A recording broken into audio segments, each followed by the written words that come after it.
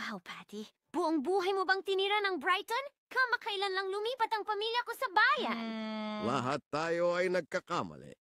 Yung sa akin, tinawag na Bobby Daniels at nagmotors. Salamat sa panunood. Hoy, sa tingin ko yung lalaki na may panyo ay nandadaya. Ibig sabihin, nandadaya rin siya? Hinanap ko ang simpatya, hindi paghusga. Patty, ikaw ba yan? Ano itong lugar na ito? Ang lumang Brighton Bandshell. Dati, may mga konsyerto kami sa parke.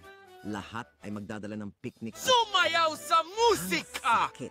Kahit pa, winasak ng buhawi ang buong bandshell nung mill na walang siyam na Para putsyam. siyang hindi ka kahanga-hanga. Ibig kong sabihin, kamangha-mangha ang mga buhawi. Hindi kamangha-mangha na ang espesyal na lugar ay, alam mo, Malapit nasira. ka Pero na! para maging tapat, hindi ako masyadong malungkot dito dahil hindi talaga ako interesado sa babaeng ito.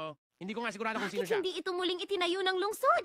Hindi Uy, agad-agad. Sabi nila, hindi na raw tulad ng dati ang Brighton.